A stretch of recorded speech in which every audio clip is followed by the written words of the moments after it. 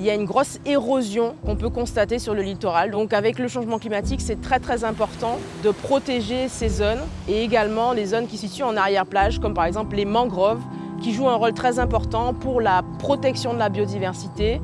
Locataire.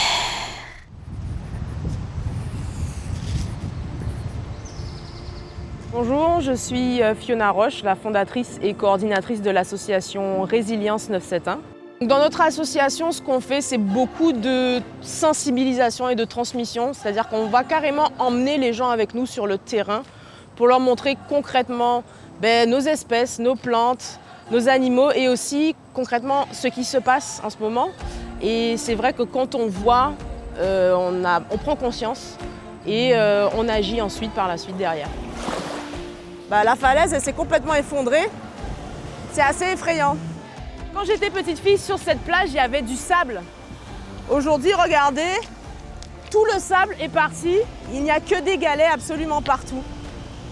Et ça, c'est dû à des cyclones, etc., qui sont venus partir avec la totalité du sable. Donc là, vous avez un bel exemple d'érosion, déjà. Et donc là, on a en l'occurrence ce qu'on appelle la patate bord de mer. Cette plante-là est très importante puisqu'elle va tenir le sol. Il faut savoir que les cocotiers, ce n'est pas forcément des espèces qui normalement sont présentes ici. Ce ne sont pas des plantes qui ont un enracinement suffisamment profond et qui maintiennent le sol. Ce sont des plantes qui, du coup, au final, empirent l'érosion. Qu'on arrête avec ces histoires de sable et cocotiers parce que bientôt, on sera juste dans les cailloux, en fait. La mangrove, c'est une nurserie. Si vous venez voir un peu plus près, là, vous allez voir des bancs de petits poissons.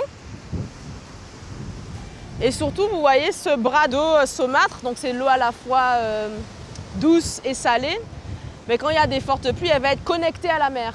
Ça permet aussi l'échange d'espèces entre la zone de mangrove et la mer. La mangrove, c'est constitué d'arbres qui ont des super pouvoirs, des palétuviers. Et quand, par exemple, j'emmène les gens sur le terrain avec moi, on part sur l'observation. Donc je leur dis toujours, regardez, le palétuvier blanc, lui, à la base de sa feuille, il a 2 petites glandes qui permettent de faire sortir le sel qu'il y a en trop de la plante. Quand on regarde un peu en dessous, on voit des petits tubas, des pneumatophores, et c'est par ça que ces plantes-là respirent en fait. Les mangroves, ça fonctionne un peu comme une éponge en fait. Vous voyez, quand il va beaucoup pleuvoir, imaginez une éponge sèche, elle va se gorger d'eau, donc elle va accumuler toute cette eau et en saison sèche, elle va relarguer, redistribuer toute cette eau. Donc si on bétonise, on artificialise le sol, les mangroves, les zones humides ne peuvent plus jouer ce rôle essentiel de préservation et du coup, c'est nous qui nous retrouvons inondés. Donc là, on est dans une petite forêt sèche du littoral. À tort, on aime couper des arbres pour mettre du béton, mais comme je disais tout à l'heure, ça nous permet de respirer les arbres et surtout d'avoir un peu plus de fraîcheur. Et quand on est dans un contexte où la planète brûle littéralement, où on a très chaud, où on connaît des sécheresses intenses, c'est essentiel de laisser aux arbres leur place, une place dans nos vies parce qu'on en a besoin. Donc on a de beaux spécimens. L'écorce c'est très joli. Puis quand c'est enfoui, on se fait plaisir.